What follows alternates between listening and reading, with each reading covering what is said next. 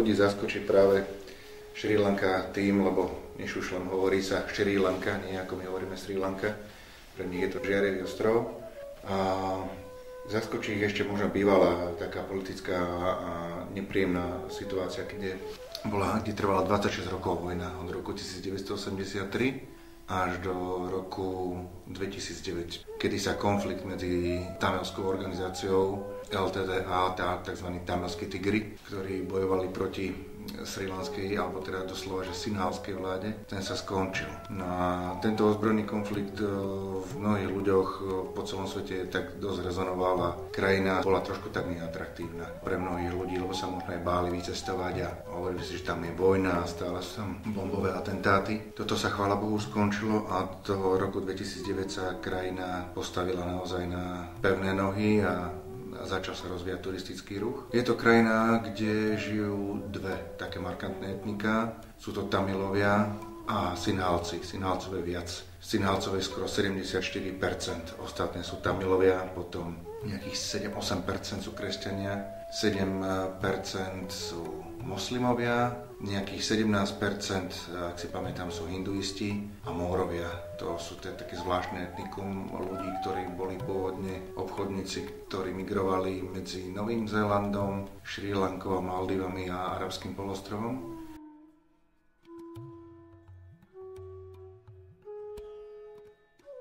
Sú úplne bezprostrední, úplne jedineční v tom, že sú veľmi zvedaví a zaujíma ich všetko nové.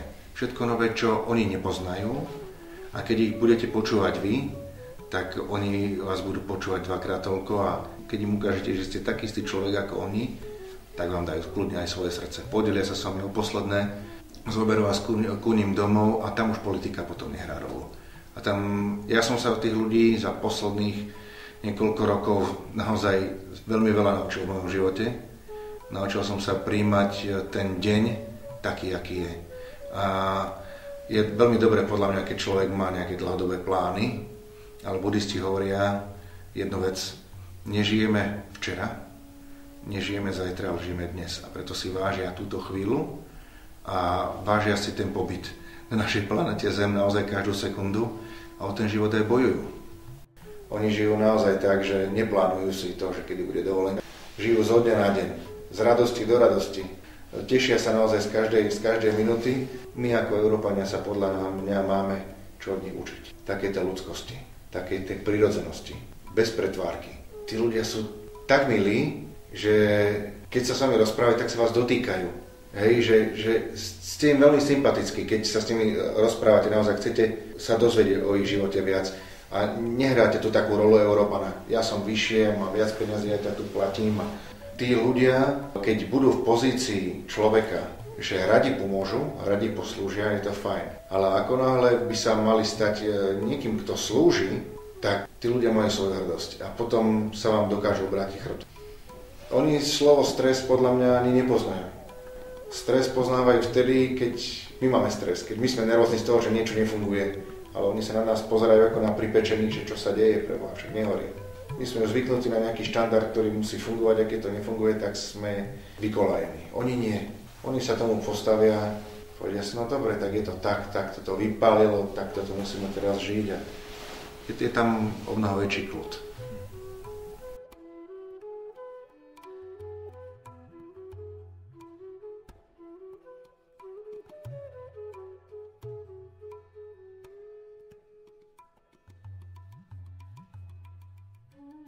Srilanská strava je geniálna. To je jedna fantastická zmes kulinárskych kultúr, alebo akože kultúry rôznych kuchyň, by som skôr povedal. Je to kuchyňa, ktorá je založená viac menej na indickej strave, na indickej kuchyni, viac menej vegetariánska strava, v kombinácii s kultúrami, ktoré na ostrov prišli. Portugalská kuchyňa, holandská, britská.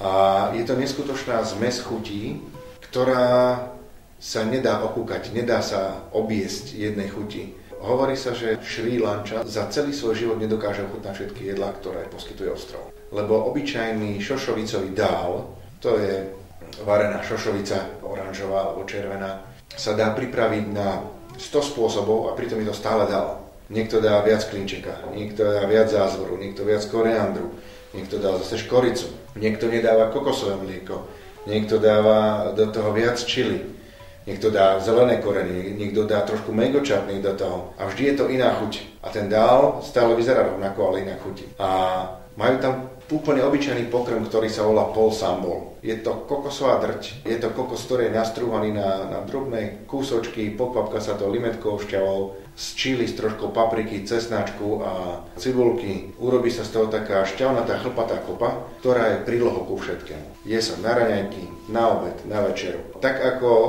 Sri Lančania vo Sinhalci hovoria, že majú na raňajky ryžu a kari, na obed ryžu a kari a na večeru kari a ryžu. Takže toto sa je 3-krát denne. Ale to kari môže byť s mäsom, môže byť kuracie, môže byť hovädzie, môže byť bravčové. Čo už hovädzie a bravčové viac menej tak pre turistov, ale oni keď vegetariáni majú pôstny deň, tak si dajú mäso. Naozaj, mäso tam jedia naozaj veľmi málo, raz za týždeň. Skôr inklinujú k tej vegetariánskej strave.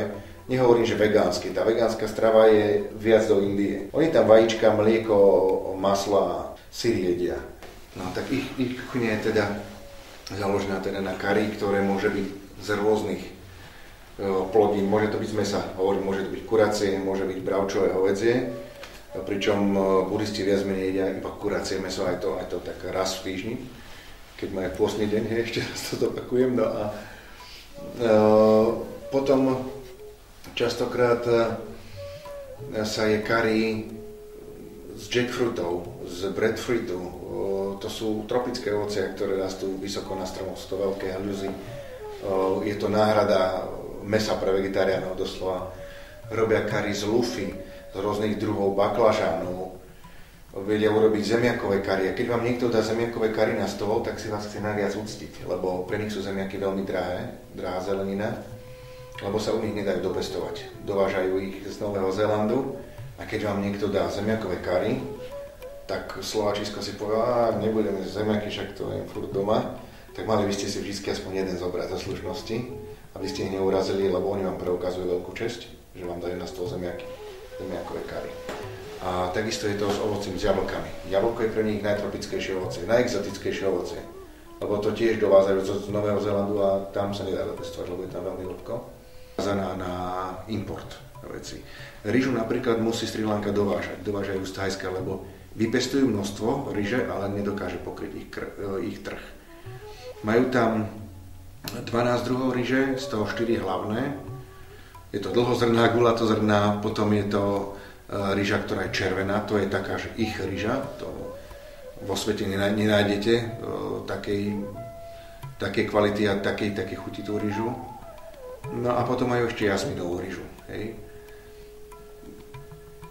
Množstvo iných druhov ryží je tam každý deň na stole, ale tá červená je pre nich tam lebo obsahuje veľa vlákniny. A je to také špecifikum, ktoré ostatné azijské krajiny trošku tak oddelí. Hej, že červená ryža je vlastne len tam u nich taká nedočervená.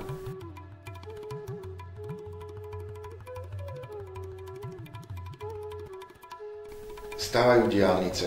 Prvá diaľnica bola otvorená 17. novembra roku 2013, keď bolo stretnutie krajín Commonwealthu, mala prísť samotná kráľovná Alžbeta, ale nemohla prísť pre chorobu, tak prišiel Charles s Kamilou a oni prestriehli pásku prvej diaľnice, ktorá spája hlavné mesto Colombo s mestom, kde sa nachádza letisko medzinárodné. A táto diaľnica skrátila presun z hodiny a pol na pol hodinu. No a mnohé diaľnice sa začali rozvíjať a budujú cesty. A keď som tam bol pred pár rokmi prvýkrát, tak naozaj sme išli tak, že keď pršalo, tak sme museli vystúpiť z autobusu, zavolať GP a ísť po tej ceste takto. A teraz sú tie cesty na niektorých úsekoch na veľmi dobrej úrovni, možno že najlepšie ako našej, a na niektorých je to stále katastrofálne. A cez to všetko sa po krajine už dá pohybať o mnoho lepšie ako pred 10 rokmi. Doprava je asi takým najzaujímavejším fenoménom na ostrove, pretože keď som zrátal primernú rýchlosť za posledný rok, čo sme išli autobusom, alebo autom, tak to bolo 37,2 km za hodinu. A nie kvôli tomu, že by tí šoféri nevedeli jazdiť, oni vedia jazdiť, ale častokrát v dvoch pruhu idú 5 aut, alebo 5 vozidiel, hej. Bicykel, trivila, alebo teda tuk-tuk, autobus. kamión, motorka a oproti ide ďalší v plnej rýchlosti a v poslednej chvíli sa uhnú. Hej. Takže je to taký organizovaný chaos.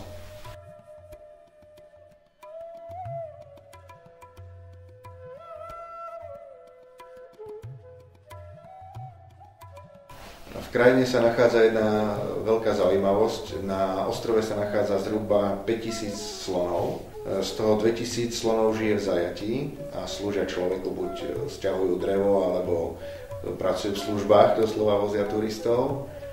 A čo je veľmi pekné, že v roku 1975 bol založený sloní sirotinec pre nájdené, opustené alebo zdravotne handicapované slony. Je urobený tento sirotinec, ktorý slúži na zoskupovanie týchto slonov. Starajú sa o nich zverolekári a ľudia, ktorí prichádzajú do tohoto sirotinca, svojimi peniazmi za vstup pomáhajú prežitiu týmto slonom. Detičky z celého ostrova tam chodia aspoň raz na školský výlet, pozerať sa a dotýkajú sa doslova týchto slonov. Majú s nimi veľký kontakt, krmia ich, malé sloničia vypije litrovú fľašu mlieka za 3 sekundy. Sú slony, ktoré prežili vojnu s talianskými tigrami. Jeden slon, ktorého si pamätám, tak mal odrazené práve predné chodidlo, zdegenerovanú pravú nohu, úplne zničenú, hej.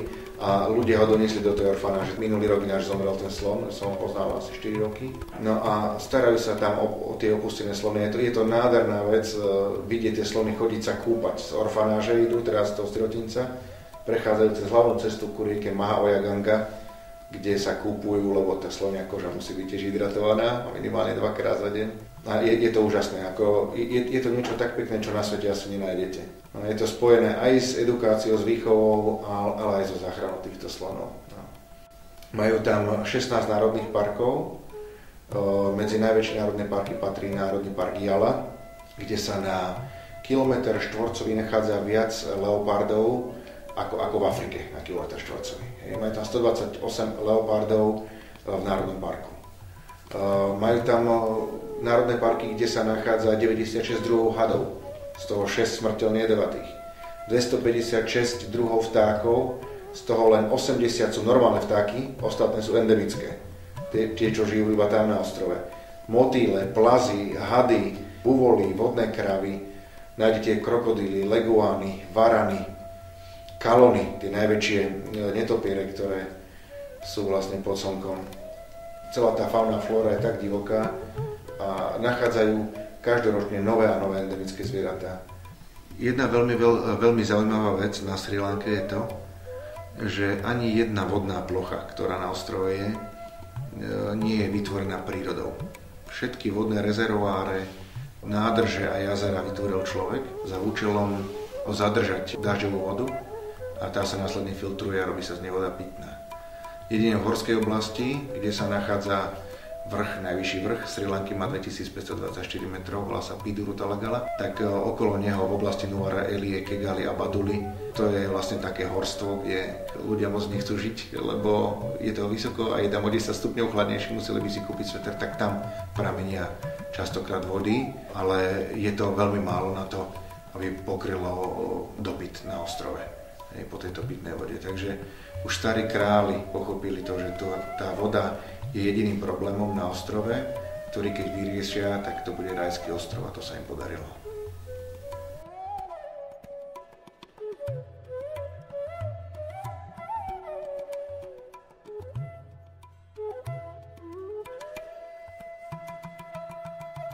Oni ako buddhisti majú v tej krajine 156 sviatkov.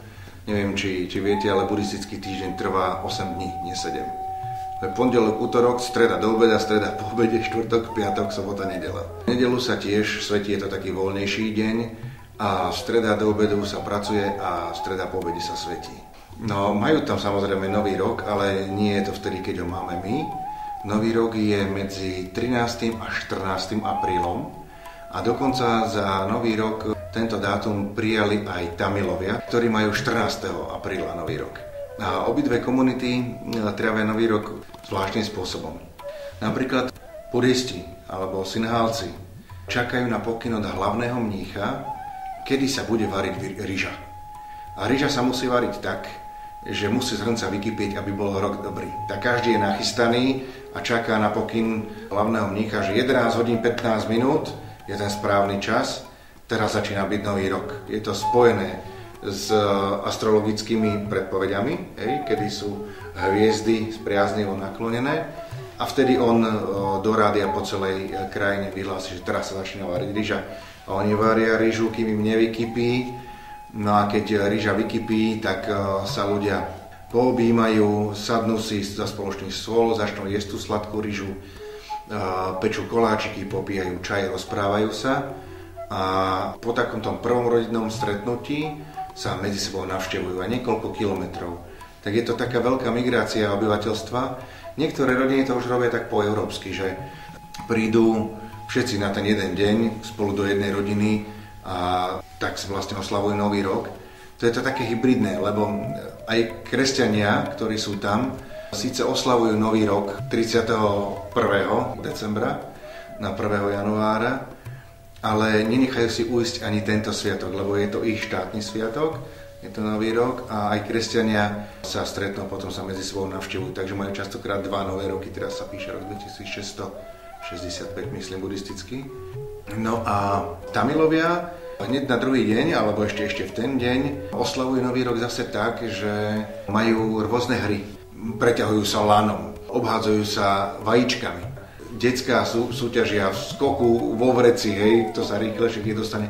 Úplne také jednoduché súťažia, tak zhruba tak to vyzerá.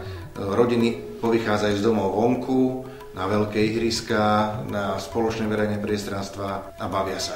No a večer sa častokrát hrá veľký kriketový zápas. Kriket je pre nich národný šport, druhý národný šport po telefonovaní.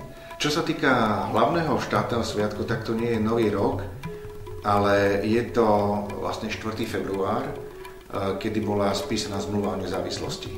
Ďalší veľký sviatok v krajine je každý spln mesiaca. Keď sa končí lunárny mesiac, tak spln mesiaca je velikánsky sviatok, volá sa to Pója. A je to deň, kedy Buddha bol osvietený, stal sa zo Siddhartha Gautamu Buddhom. Tento deň ľudia svetia. Niekedy to je pondelok, niekedy to je útorok, podľa toho, aký je spln. Ale najväčší zo splnov počas roku je to medzi mesiacmi jún a august a niekedy to prípada na 12., niekedy na 13., kedy sa začína veľký sviatok, volá sa Vesak. Je to tzv. Sviatok Esala Perahera. Je to sviatok, kedy sa tá najsvätejšia relikvia, ktorú ostrov ukrýva, je to posvätný Buddhov pravý očný zub, ukáže verejnosti. Ale každý rok sa nesie baldachín na sloňom chrbte cez mesto Kandy, kde sa nachádza vlastne tento zub. Tam sa skončila dynastia sinhalských kráľov. No a mnísi každoročne vlastne usporiadávajú v meste Kandy túto Esala Peraheru, ktorá začína 10 dní pred splnom. A je to procesia, kde Maligavský slon vezie túto relikviu cez všetky bloky mesta Kandy a za ním ide procesia ďalších slonov. A pred týmito slonmi idú bubeníci, tanečníci, neskutočná show, je to naozaj zážitok na celý život. No a tento najväčší sprievod vrcholí práve dňom Vesak, tým posledným dňom, kedy je splna, ktorý sa to skončí. No ale čo sa týka nejakých takých iných sviatkov, tak ja mám pocit, že pre buddhistov je sviatok každý deň, keď vyjde slnko a keď zapadne.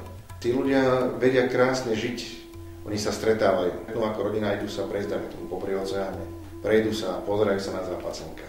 Idú spolu a komunikujú. Keď je víkend, tak sa stretne babka, detko, strýko, strina a urobia si piknik vonku. Donesú si navarené kary, ale rozprávajú sa a stretávajú sa. To je niečo tak pekné, čo nám už trošku ako chýba v tom zhone. Sri Lanka je zameraná práve na pestovanie čiernych čajov, tých najlepších, v rôznych nadmorských výškach od úrovne 600 metrov nad morom až po výšku 2200 metrov nad morom. Pestujú aj zelené čaje, tie však pijú len fajnšmekry alebo sa exportujú do iných krajín. Oni pijú viac menej čierny čaj a niekedy s mliekom, podľa toho takého anglického zvyku. Skoro vôbec nefajčí. Tam sa žuje betel. A keď v rádiu ide nejaká relácia o fajčení, tak vždycky buď vypípajú slovo fajčiť, alebo fajčenie, alebo smoking, alebo tak ďalej, hej. Alebo upozornia, že tento program je aj o fajčení a fajčenie spôsobuje rakovinu. A keď je v telke náhodou nejaký film, tak dajú cesto normálne titulky a píšu, že fajčenie spôsobuje rakovinu. Ak tam niekto v scéne fajčí, tak hneď je tam to billboard. No ale zase sa tam žuje betel. Telefonovanie je tam národný šport, až potom je kriket. Tam je lacné telefonovanie, strašne lacné. Každý tam telefonuje s každým všade. Ale ako náhle príde človek do osobného styku s niekým, koho pozná, tak ten mobil vypne a rozprávajú sa medzi sebou. Keď ten mobil zazvoní, ten človek zváži, či ten mobil zdvihne. Častokrát, keď sa s vami rozpráva, tak ten telefón nezdvihne. Porozpráva sa s vami a keď dokončí debatu s vami, tak potom si zavolá.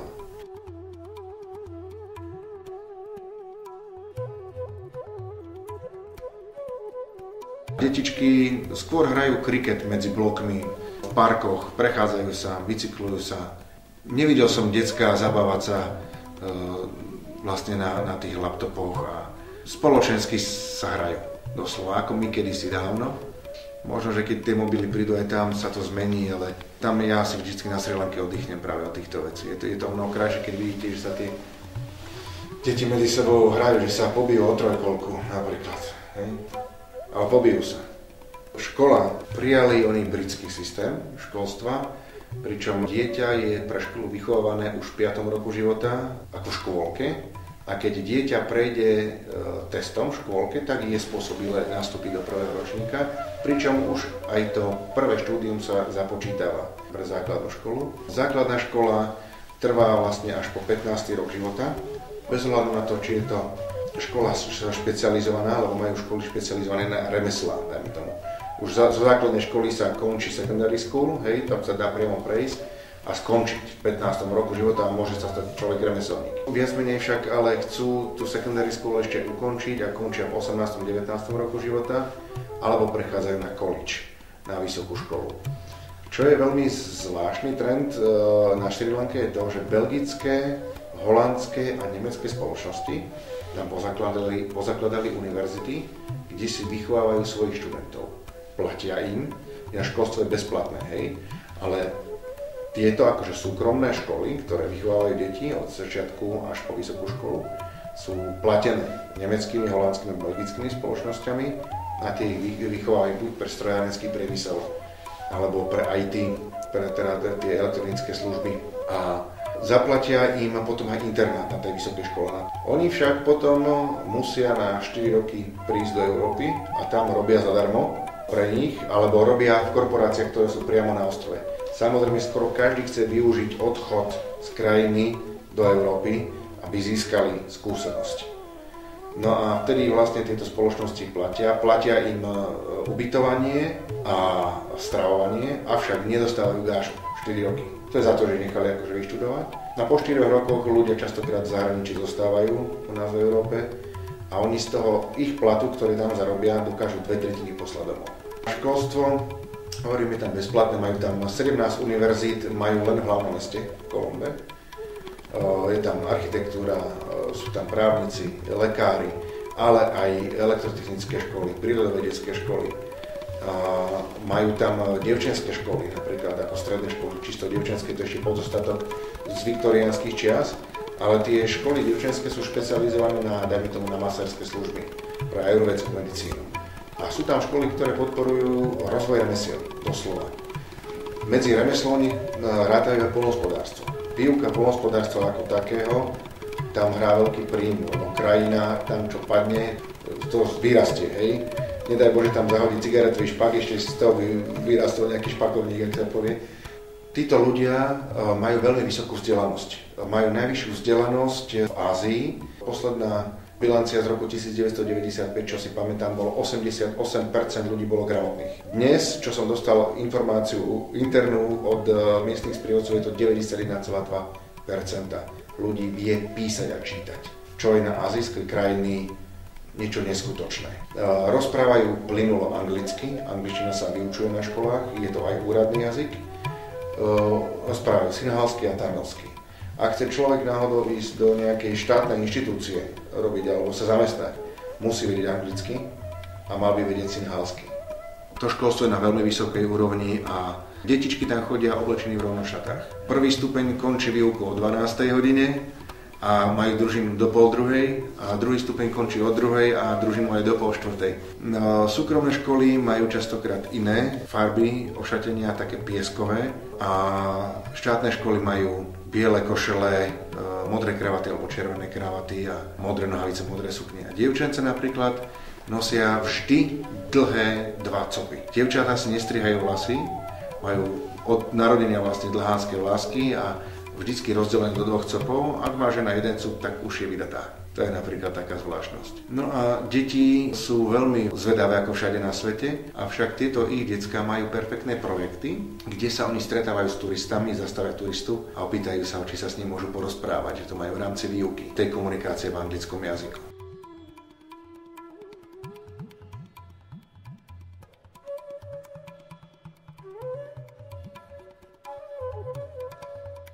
Žije to iná rodina, ktorú buď spoznám priamo na mieste, alebo som ich aj nevidel prvýkrát. A častokrát na tých našich cestách to robím tak s ľuďmi, že im ukážem, že zastavíme autobusom na nejakých lazoch a opýtam sa nášho sprievodcu, že či sa nejde spýtať, či nás nepustia ku ním domov sa pozrieť, že či by nám tetuška neukázala, ako sa robí polosambol, či nám neukážu niečo a my im potom z vďaky tiež akože niečo radi dáme, skôr také ako spolupatričnosť. A tí ľudia častokrát sú prekvapení, lebo nie sú zvyknutí na to, že tam zastane autobus a nie sú pripravení na návštevu, ale cez to všetko sa nehambia a pozvú vás domov a vidíte, ako spia, častokrát spia takže na podlahe, akože to dieťa sa pripravuje do školy na podlahe. Keď majú televízor, tak je niekde na stene, ale sedia na podlahe, ležia na podlahe, rozvinú rohošku, majú tam posteľ. Škola je tak, že sa rohoška zloží, rozvinie sa druhá rohoška a na stene sa niečo zapichne a je improvizovaná tabula. Zošit? Častokrát zošit neexistuje, sa píše na noviny, na prázdne miesto. Každý kúsok papiera, ktorý tam je využitý. Napríklad vám nezabalia jedlo do nejakého nového papiera. Do deskriptívnej geometrie, do matematiky, do slovenčiny, alebo teda do exinálčiny, hej. Častokrát máte zabalené jedlo v domácej úlohe. Taký je život a tam nevidie nič na vnívoč. Takže určite tie veci si nájdu svoje miesto a nebude to niekde uskladené alebo vyhodené, nedaj Bože, niekde.